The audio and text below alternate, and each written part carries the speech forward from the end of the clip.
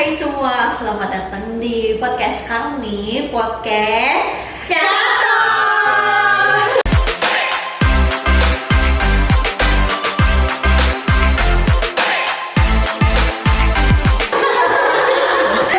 Jadi hari ini kita akan ngebahas seputar apa sih itu audit?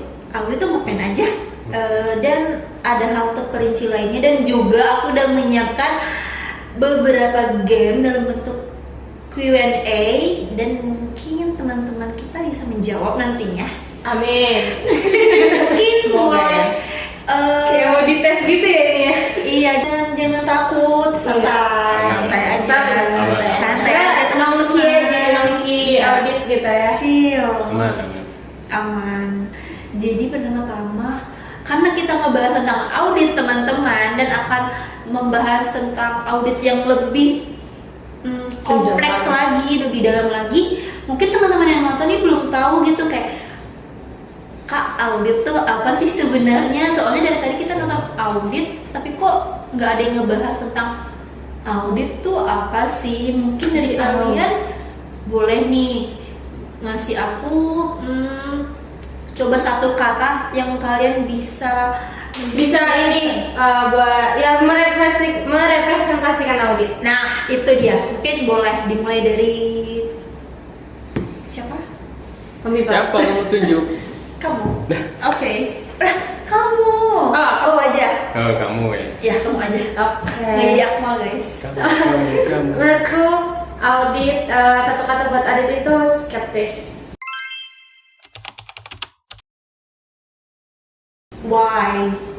Soalnya skeptis itu kan ini ya, kita gak gampang percaya sama suatu hal. Jadi audit itu emang kita nggak boleh gampang percaya sama misalkan laporan keuangan dari luar itu bagus, perusahaan itu besar, tapi kita benar-benar harus skeptis sampai oh ini tuh penyusunannya seperti apa, bukti-buktinya mana. Dan ya setiap kerjaannya audit itu pasti diselimuti dengan rasa-rasa skeptis seperti itu. Oke, jadi kalau menurut Via itu, kalau menurut aku tuh audit tuh lebih kayak detektif gitu loh. Hah? Polisi ya Kak? Iya, kayak gitu. Jadi kayak, Oh, gue pengen jadi tapi kayak serem gitu kan. Tapi sebenarnya audit itu kenapa aku bilang kayak detektif? Karena dia tuh kayak menelusuri atau mencari tahu, misal tentang suatu kasus atau apa. Tapi kalau dalam audit itu kita itu harus menelusuri sebuah laporan keuangan di perusahaan. Jadi kita tuh harus tahu uang ini tuh dapat dari mana, keluarnya itu kemana, atau buat apa aja. Jadi tuh kita harus menjadi detektif di suatu perusahaan itu untuk mencari tahu. Iya, seperti itu. Benar. Coba kamu. Tadi kamu apa? Detektif? Skeptis. Detektif. Auditor mungkin itu ya. Hero.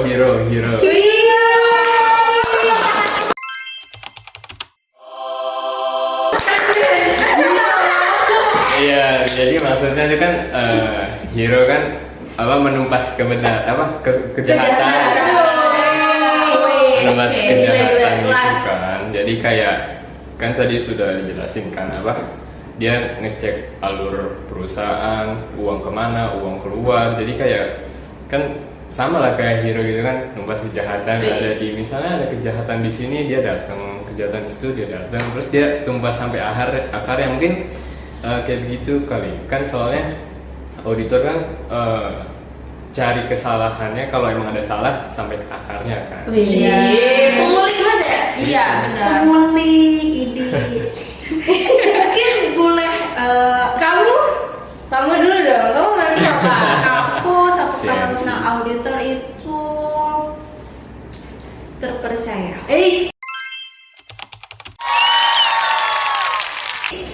Kenapa tuh? Karena kita nggak boleh ember. Oh iya.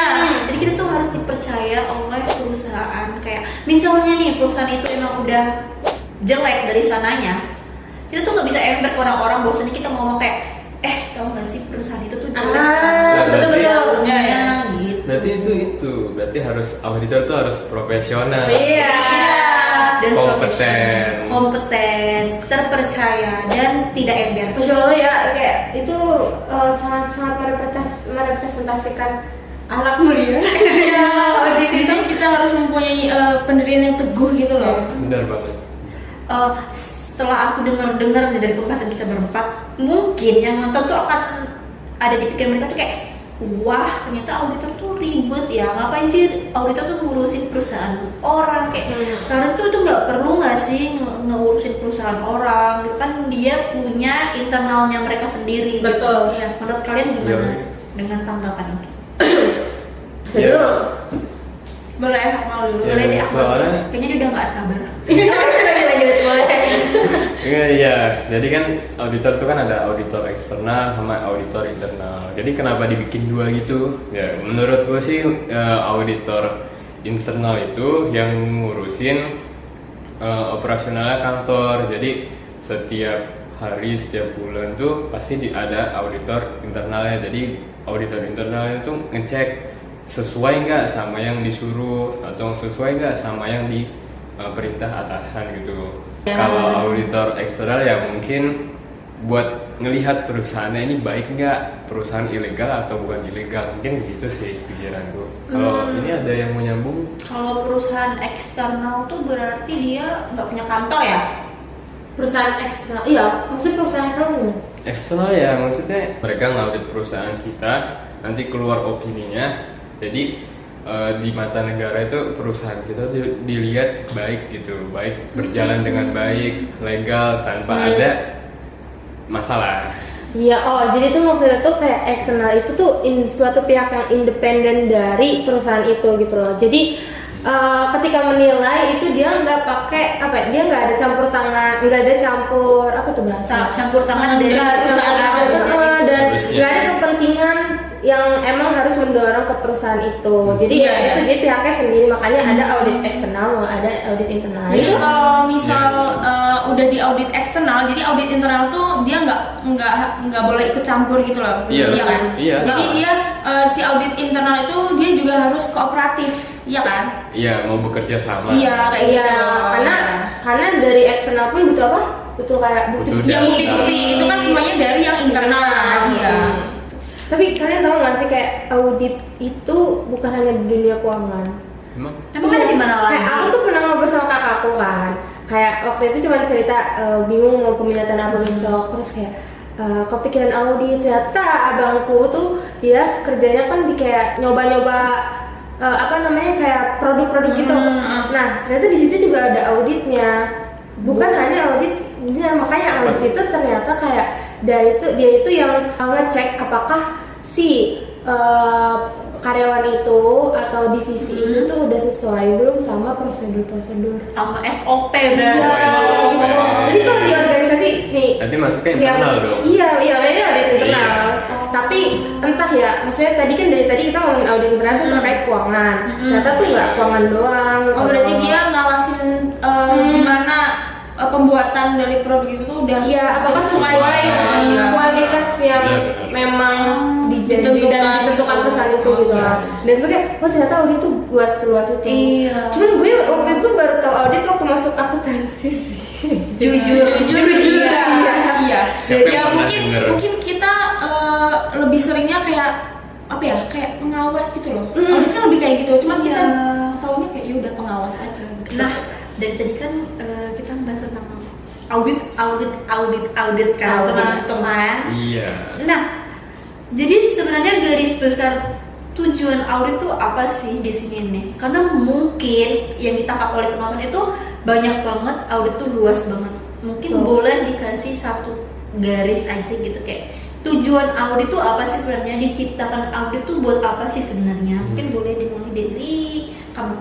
Kalau menurut aku kenapa sih kita tuh harus Tujuan Tujuan. dari audit tuh apa sih? tujuan dari audit itu ya biar sesuai yang udah kita jelasin sebelumnya, kita tuh harus ngecek sebenarnya, ngecek laporan-laporan itu biar kita tuh tahu kalau misal di suatu perusahaan itu misal ada masalah dalam keuangan, kita bisa langsung menanganin gitu.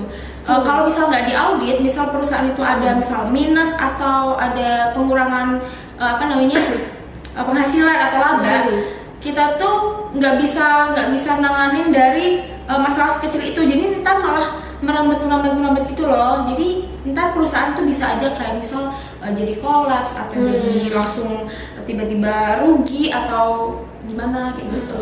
Jadi penting sih menurut aku. Aku mau nanya deh, tapi cara auditor itu tahu perusahaan itu tuh beres atau enggak beresnya itu dari mana? Emangnya semua perusahaan tuh harus melakukan audit eksternal ya teman-teman? Oke. Boleh langsung Kayak gampangnya gini sih, kayak audit eksternal itu kan tadi udah dibilang itu independen ya dari si perusahaan itu. Nah biasanya perusahaan-perusahaan yang harus banget diaudit adalah perusahaan terbuka yang emang dia tuh ngejual saham ke masyarakat luas gitu kan. Nah yang tahu terkait keuangan itu kan cuma anak-anak orang-orang akuntansi, orang-orang keuangan gitu, orang-orang bisnis. Sedangkan yang mau beli saham itu bahkan kayak petani pun mungkin mau beli saham, tapi mereka nggak ngerti laporan keuangan dan mereka mau lihat ini perusahaan bagus atau enggak cuma tercirikan dari laporan keuangan yang itu disebarluaskan di OJK dan profil perusahaan itu sendiri di webnya. Nah maka dari itu harus ada penjamin kalau laporan keuangan ini tuh bener gak sih, udah sesuai sama PSAK atau undang-undang yang seharusnya nggak sih. Itu kan orang-orang awam nggak bisa baca ya. Nah kita nih orang-orang akuntansi yang bisa baca, makanya harus diauditkan dan di situ nanti ada opini dari audit kalau laporan ini tuh wajar atau tidak wajar atau seperti apa gitu. Jadi kita tuh sebenarnya ngebantu ya, audit itu tuh ngebantu buat masyarakat biar lebih, karena masyarakat nggak perlu tahu harus rasio keuangan yang kayak gitu lah. Jadi tinggal baca aja opini dari audit ini udah wajar atau belum. Tapi kan harus bisa dipertanggungjawabkan ya kan. Betul. Nah itu sih pentingnya juga, salah satu pentingnya.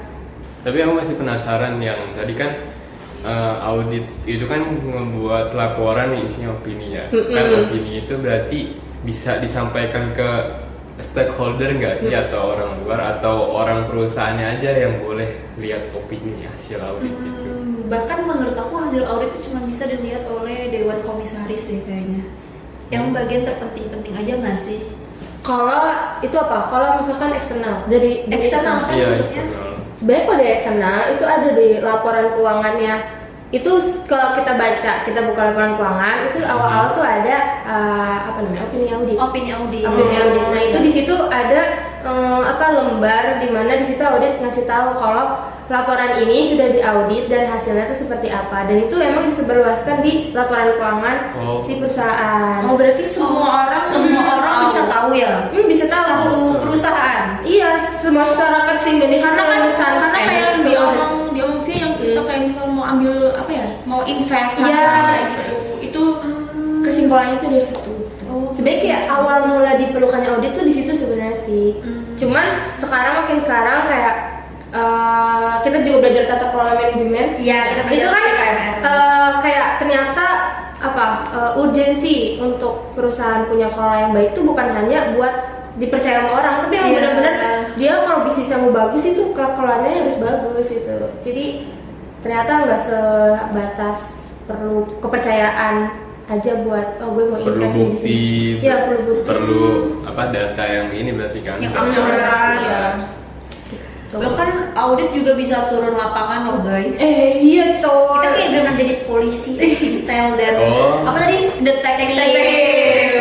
Ya. Seru banget guys. Kita bisa kayak ke lapangan mencari kebenaran. Kayak benar nggak sih di laporan keuangan ini dia membeli mobil 5? Iya. Benar nggak ya di nyatanya tuh mobilnya ada 5? Berarti kita langsung menuju ke TKP-nya. Iya. Seru banget. Detektif guys. Iya. Tapi sebenarnya tuh ada itu loh, drakor yang Aku nonton tahu. tapi aku nggak selesai soalnya. Namanya The Detective ya guys. Bukan The Auditor. The Auditor. Oke. Jadi ya guys, The Auditor. Itu atau di Netflix. Di Netflix ada. Itu mirip detektif sih. Karena emang dia langsung turun ke lapangan terus dia cari tahu kayak benar nggak ya ini AC yang dia beli itu merek ini, harga ini segini, berapa buahnya gitu-gitu guys. Tapi emang sebenarnya aku kan sampai nanya ke ChatGPT ya apakah film The Auditors itu beneran terjadi di lapangan. Enggak sih, itu kayak dramatisir aja sebenarnya. Soalnya di The Auditors itu sampai berkelahi. Iya, yang kayak di dramanya gitu ya. Kalau kayak gitu kan kita ada pelajaran berkelahi. Iya, kita ada tepuk suci.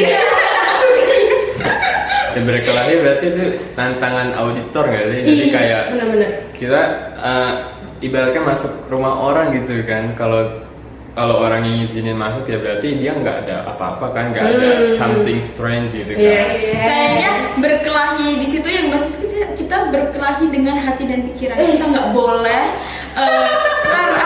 terpengaruh dengan misal kayak ditawarin mau ini nggak mau ini, tapi jadiin hasil auditor perusahaan kita tuh jadi bagus gitu. Oh, Jadi iya. kita tuh berkelahi dari dalam gitu loh guys. Percayaan diri sendiri. Iya, kayak, emang mau diri gambar sendiri enggak tuh kan? diri sendiri tuh lawan paling susah. Susah Hawa nafsu, guys. Iya. Wah, emang tantangannya tapi Wah. auditor tuh pekerjaan Yes. mulia. Hero soalnya tadi. Iya. Tapi aku mau tanya deh, kalau auditor tuh dia tuh ada jam kerjanya atau misal kayak misal kita ada target nyelesain satu perusahaan, misal kita nggak kekejar nih targetnya, terus bisa nggak sih dari kita itu ngerjain tuh sampai kayak seharian atau sampai malam, atau auditor tuh harus Lembur kayak gitu ya? Iya.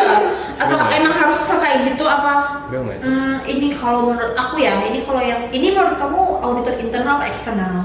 Dua-duanya. Iya, dua-duanya. Kalau internal tuh kayaknya menurut waktu jam kerja Jam aja, kerja. karena mereka setiap harinya bakal Ada ada di di internal. perusahaan itu.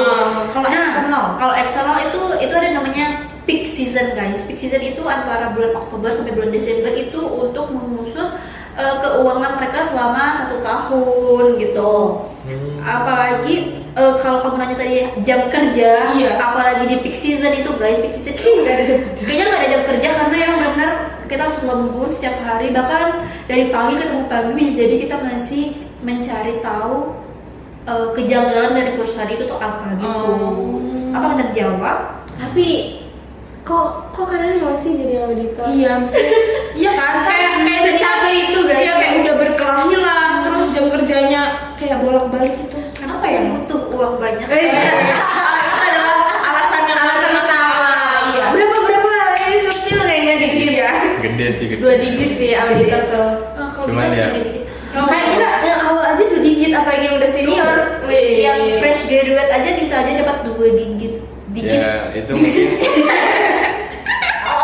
mungkin ya itu cocoknya yang belum berkeluarga. Benar. Iya. Soalnya kalau udah berkeluarga apalagi cowok kan. Ini Oh gitu ya? Ya ini ada tanggung jawab sama keluarganya kan, kalau dia jadi auditor kan lembur terus, keluarga ditinggal. Oh. tapi kan liburnya cuma di bulan Peak season peak itu season aja. itu aja Oktober Tapi kan Desember. gimana ya namanya Iya. laki-laki kan dalam rumah tangga gitu. Berarti kamu nih auditor bukan profesi idaman? Ya kalau belum menikah Mungkin iya. Ya, cuman kalau udah menikah ya dipertimbangkan lagi. Iya. Nanti kalau udah nikah kita mau bisnis aja gitu. Itu urusan masing-masing kan. Iya. Berarti tuh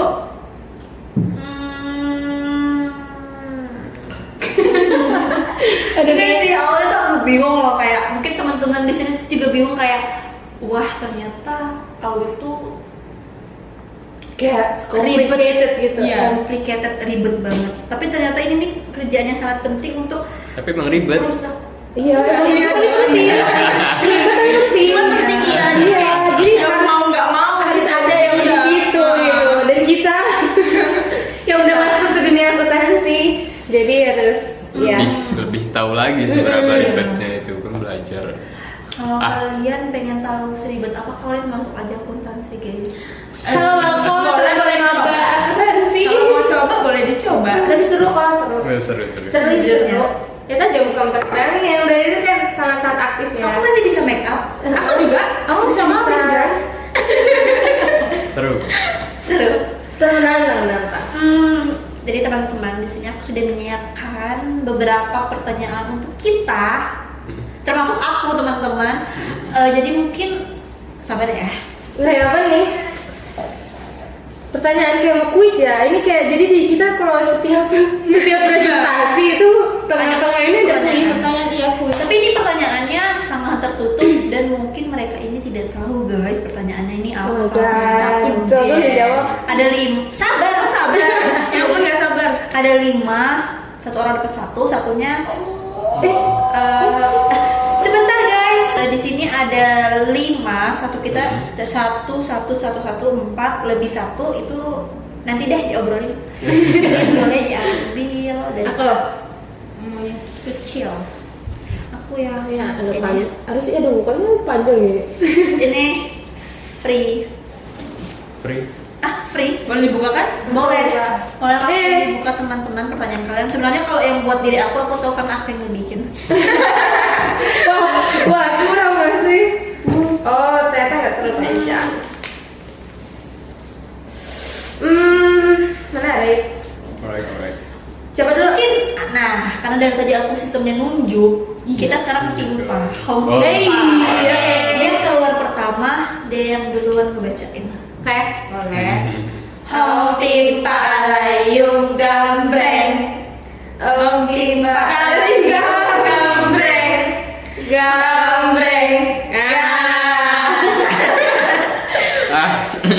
Aduh, apa ya? Boleh dibacain secara tegas dan lugas. Jadi aku dapat ini satu pertanyaannya begini.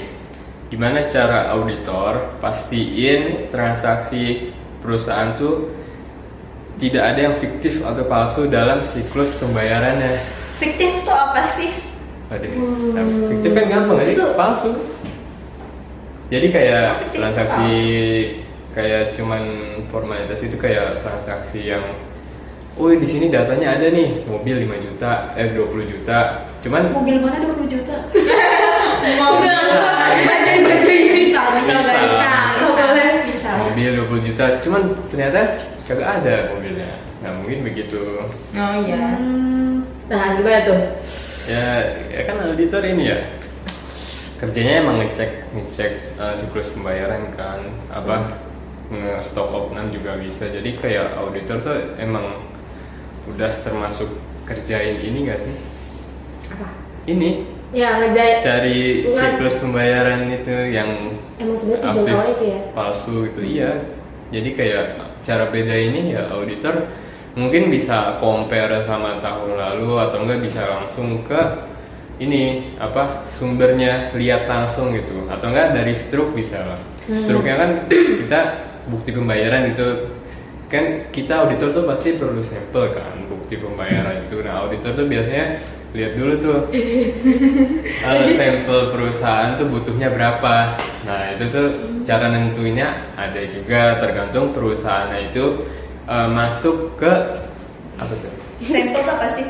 Ya itu sampel bukti pembayaran transaksi perusahaan gitu. Guys, Bahasanya- bentar ya. Ini kan tiba-tiba kita masuk ke siklus pembelian dan pembayaran. Itu tuh apa ya? Mungkin ada nggak di sini pertanyaan kalian? Soalnya aku juga kayak ada bisa Aku nyambung nggak nggak? ada itu. Iya, mungkin teman-teman yang nonton tiba-tiba Akmal terus gitu mungkin Nggak. agak bingung ya. Siklus ya. Heeh. Jadi My fault. jadi kayak di setiap alur akuntansi itu ada siklus masing-masing, kayak siklus penjualan, pembelian, terus pendapatan. Nah itu pokoknya kayak siklus tuh kayak ya kan pembelian nih. Kita awalnya apa dulu? Misalkan kita pesan dulu barangnya, terus nanti ada konfirmasi ke sana, barang dikirim. Nah itu tuh siklus tuh. Nah itu auditor itu harus tahu siklus masing-masing. Nah tentunya kalau kita tadi pembelian sama Pembayaran. Nah itu auditor harus tahu siklusnya itu kayak step-stepnya apa aja. Yang nanti kan di situ mereka auditor itu bakal kayak kita tuh jalan-jalan per tahapnya gitu loh. Tahap ini kita lihat kayak gini. Berarti maksudnya di perusahaan kan pasti beda-beda ya. Tahapnya itu kan punya kriteria atau peraturannya masing-masing. Beda tuh nanti di situ ketika auditor udah tahu gimana tahap-tahapnya yang ada di perusahaan itu, baru dia bisa kayak eksekusi. Eksekusinya lancar. itu bahasanya di akuntansi itu walkthrough, tau gak? Walkthrough. Iya, itu kayak itu kayak ketika auditor udah tahu tahap-tahapnya gimana, dia coba untuk ngikutin tahap itu, apakah benar akhirnya tuh apakah benar sesuai gitu. Sebelumnya, ya kan aku ada sempat nyinggung yang kayak kita ngebahas tentang audit dulu, nanti kita akan membahas audit secara dalam. Ini dia yang masuk. Ini Jadi saatnya. kita akan bahas tentang siklus akuisisi dan pembayaran itu tentang pengujian pengendalian, pengujian substansi transaksi dan utang usaha. Mungkin kalian bakal kayak via kayak apa tuh makanya makanya kalian nonton aja deh. Ini pertanyaan-pertanyaan yang kita pegang ini sudah sesuai Ini sudah dengan menjawab judul itu. Jadi kalian buat maba yang nonton mungkin kalian udah ngerasain semester 4. Iya, kalian langsung loncat ke Semester ini. Nanti kalau ditanyain udah tahu habis nonton podcast ini ya. Podcast apa Kak? Catur. Catur. Catur. Oh, catur. Auditor kan? Calon auditor. Iya, calon auditor. Iya. Oke. Pokoknya itu guys. Mungkin Akmal masih mau membahas lagi Iya. tentang pertanyaan tadi apa udah? Udah sih. Udah. Udah cukup jelas ya. Enough. Kita pimpal lagi guys sisa bertiga. Lu nggak usah ngapain gue ikut. Oh, iya. Oh, dia mau jawab lagi. Dia mau jawab Boleh. lagi. Sorry. Boleh. Ya, ini nih masih ada Enggak. satu. Sudah cukup. Homping palayung gambreng. Aduh. Oke. Nabila, Jadi pertanyaan aku, apa itu utang usaha? Kok bisa sih sampai punya utang usaha ke supplier? Jadi kalau menurut aku utang usaha itu ya simpelnya kalau kita tuh punya utang ke orang. Tapi ini bedanya ini tuh perusahaan yang punya utang ke supplier atau misal ke perusahaan lain gitu loh. Jadi misal kita mau ciptain produk baru, terus kita tuh nggak punya dana atau modal untuk bikin produk itu. Jadi kita tuh utang ke pihak lain, tapi kita tuh juga ada jangka waktu yang harus kita bayar. Misal kita harus bayar dalam jangka waktu 1 bulan. Nah itu tuh maksudnya kita punya hutang ke supplier tersebut gitu. Itu sih kalau menurut aku. Mungkin secara simpelnya nih guys, Iya. contohnya itu kayak kita ini kan bukan anak Konglomerat. Kita nggak punya. konglomerat, Bukan anaknya Raffi Ahmad ya. Iya, aduh. punya perusahaan yang turun menurun ataupun kita nggak punya modal segede itu untuk Iya. menciptakan perusahaan PT gitu. Jadinya kita meminjam dana ke orang lain Iya. untuk membuka perusahaan kita Dari bank bisa. dari bank Dari bisa. bisa. Nah, Obligasi bisa. Iya. Bayar. nanti dibayarnya saat kita udah sukses. Enggak bohong. Udah ini kali. Dengan- udah iya. ada return yang Iya. total. Iya.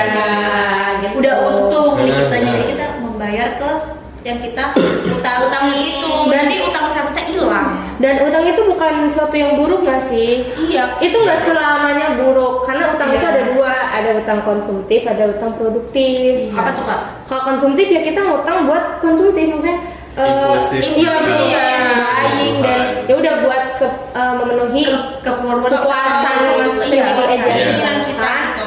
Kalau utang produktif itu pasti yang Utang tadi yang kayak itu tuh kita emang butuh dan itu menghasilkan misal buat modal atau apa, Betul. itu nggak bakal bikin kita terlilit oleh hutang itu. malahan itu buat apa perkembangan bisnis. Iya. Itu pasti utang-utangnya produktif. kecuali bangkrut. Nah, kecuali iya. Kecuali nggak bangkrut dan nggak bisa bayar, jadi kita terlilit utang gitu. Iya, itu bisa. Jadi sebisa mungkin kalian yang membuka perusahaan dan mengutang jangan Dipikir lagi. Nah itu makanya perlunya dengan tata kelola yang baik. Iya, itu biar utang, maksudnya biar bisa ngelola utang dan balikin dana. dananya seperti itu. Betul banget. Kalian berdua sweet. Apa kertas batu sih? Gunting batu kertas. Kertas gunting batu. Yang siapa? Yang duluan apa ya? Yang menang, Yang menang dong. Yang menang duluan. Yang menang duluan. Ya, terus Gitu lah, Cok. alhamdulillah. Jadi aku mendapatkan pertanyaan yang aku bikin sendiri juga. Kayak kalau ada sistem pengendalian yang bagus, apa sih manfaatnya buat perusahaan? Jadi ini balik lagi ke tata kelola manajemen dan resiko. Wis. Jadi kalau ada sistem pengendalian yang baik tuh manfaatnya tuh tentunya banyak ya teman-teman. Kayak itu tuh bisa mencegah dari kesalahan dan kecurangan. Contohnya tadi di lingkungan audit dan uangnya tuh mungkin jadi lebih aman gitu loh, guys. Betul. Kayak apa ya? Kayak itu apa pengendalian? Iya, Apa? ya jadi pokoknya uang itu jadi aman, terus pengelolaan keuangan itu tentunya jadi rapi juga karena kita mempunyai pengendalian yang baik di dalam internal perusahaan kita gitu. Maaf ya guys berbelit-belit. Gak apa-apa, karena habis pertanyaan dia itu nyambung pertanyaan aku. Langsung aja, kayak dalam audit itu ada yang namanya pengujian pengendalian yang tadi disebutin sama Nera, dan pengujian substantif. Gampangnya itu apa sih? Aduh, sebenarnya bismillah ya, semoga. Jadi itu kayak auditor kalau misalkan mau nguji suatu perusahaan, itu stepnya yang pertama di pengujian pengendalian. Tadi yang udah Nera sebutin. Pengujian pengendalian itu kayak auditor yang tahu tata kelola dan sistem pengendalian si perusahaan itu tuh bagaimana. Jadi kan tadi setiap perusahaan tuh beda-beda ya. Ada yang tata kelolanya beda-beda, dan emang apa standarnya juga beda-beda. Iya, harusnya ada standar. Harusnya ada standarnya. Terus juga setiap sektor itu beda-beda pasti. Jadi auditor itu harus tahu dulu nih pengendaliannya seperti apa. Nah, ketika udah tahu, itu dicek nih pengendalian itu udah aman atau belum. Jadi tadi udah tahu pengendaliannya apa, dicek nih si perusahaan itu tuh ngelakuin step-step pengendalian itu enggak gitu. Nah, itu dicek juga sama auditor. Nah, baru dari uji pengendalian itu outputnya adalah si auditor menilai apakah perusahaan ini itu pengendaliannya udah bagus atau belum. Kalau misalkan udah bagus, berarti auditor bisa tuh nurunin skeptisnya agak dikit gitu. Jadi kayak, oh pengendaliannya aja bagus, kayaknya laporannya ini bakal rapi gitu ya. Itu kan kayak logikanya gitu ya. Tapi kalau misalkan pengendaliannya jelek, berarti makin skeptis nih, wah ini aja jelek gitu. Iya, gitu resikonya lebih tinggi. Gimana? Mau nanya? Ya, skeptis itu apa sih? Skeptis itu apa, kita tuh nggak bisa percaya, nggak bisa gampang percaya sama omongan orang, bahasa itu kita nggak bisa gampang percaya sama. Nah, kalau dalam auditor itu sama laporan keuangan, sama perusahaan yang udah besar, misalkan kayak perusahaan itu sampai Cina, Niaga itu kan udah gede banget. Itu kan kita nggak boleh before terus yang gede-gede itu kita nggak boleh langsung percaya gitu kan, gitu. Karena belum tentu perusahaan yang gede itu di dalam jalannya bagus. Jadi ada manipulasi gede-gede gitu. Itu ada banget dan nyata guys. Bisa jadi apa namanya, bosnya beli mobil pakai uang Iya, Jadi dalam itu lebih hancur dari yang kalian pikirin. Jadi kita emang nggak boleh langsung percaya dari luarnya, maka itu tuh menimbulkan skeptis. Makanya diciptakan audit Kita. Lanjut ya, habis pengendalian. Nah itu ke substantif. Tadi substantif itu bahasanya tuh kita langsung nyari tahu buktinya. Di situ kita udah mulai nyari buktinya gitu. Di substantif tuh nyari buktinya. Dari tadi tuh dari pengendalian tadi kan kita bisa nilai kayak mana nih yang kira-kira tikus-tikus yang berpotensial. Berpotensi ada keluar. Resikonya tinggi gitu, resiko auditnya tinggi. Karena apa? Apa tuh bahasanya? Material. Ya materialitas. Materialitas. Apa tuh? Materialitas apa? Coba. Materialitasnya maksudnya kayak kita punya barang otomatis barang kita tuh kan ada yang paling berharga buat kita, ada yang biasa aja kayak pulpen itu sama HP kan lebih berharga HP kan. Nah, berharga itu nggak cuma dari harga, misalnya dari pemberian orang tua, dari adik, pacar gitu kan. Siap. Jadi kamu kenapa? Ya gitu, jadi realitasnya kayak begitu. Jadi seberapa berharganya barang itu bagi kita, bagi perusahaan. Betul. Tapi kalau di audit ada materialitas itu gimana biasanya? Kalau di audit materialitas itu tuh mencerminkan bahwa nilai yang ada di laporan itu tuh berpengaruh besar gak sih sama hasil dari audit. Jadi maksudnya kalau misalkan materialitas tinggi itu tuh si poin ini tuh kalau misalkan berubah salahnya besar, itu akan sangat berdampak besar kepada hasil audit. Apa dampaknya? Banyak sih ya, audit beban pendapatan juga hampir semua sih, cuma kayak itu tadi materialitas tinggi berarti itu sangat berpengaruh sama hasil akhir. Kalau materialitasnya rendah itu ya kayak salah dikit aja nggak terlalu berpengaruh gitu pada hasil akhirnya. Walaupun cuma salah 50.000. Iya Pak. 50%. Ya biasanya sen. Iya kan rupiah. Ini laporan keuangan kan sampai biasanya bermiliar-miliar, triliun gitu ya. Gitu. Dan itu sampai juga dari auditor juga manusia. Ada. Iya. Kalau kita juga nggak sanggup. Iya. Sepanjang malam. Iya. Makanya tadi butuh sampel juga. Betul, Pak. Jadi itu benar nggak semua transaksi iya. dibaca. Wah mati situ. Karena apalagi perusahaan itu kan banyak banget, Banget, Pak. Bang. Divisi ada divisi Iya. pembelian, divisi marketing. Oh, jadi otomatis nggak banyak. semua bukti itu masuk. Jadi kita cuma ambil beberapa sampel aja, terus di situ kita simpulkan apakah laporan itu wajar atau tidak wajar. Seperti itu kan ya. Betul banget. Dibayangin aja satu hari transaksi bisa Ratus-ratus ya. Gila. Apalagi perusahaan gede guys. Multinasional. Nah, itu bener. PT. Oh, PT. Dan itu juga ngambil sampel itu diajarin juga di akuntansi. Di mana waktu itu bisa ada SKS. Gimana cara ngambil sampel? Mungkin teman-teman kita menjelaskan. Ya. Mungkin kalian harus masuk akuntansi dulu. Mungkin itu juga aku nanti kalian tahu. Nah, mungkin karena mengingat podcast ini udah 1 jam teman-teman kayaknya. Oh. Oke. Mungkin akan saya tutup podcast ini dan aku mau mengucapkan banyak terima kasih untuk teman-teman saya yang hari ini bareng dengan saya membuat podcast ini, dan aku mengucapkan banyak terima kasih juga kepada penonton setia kami yang nonton kami dari awal hingga akhir. Semoga ilmu yang kami sampaikan ke kalian itu bermanfaat semua ya teman-teman. Amin. Goodbye, see you di podcast lain. Selanjutnya. Selanjutnya. Dadah.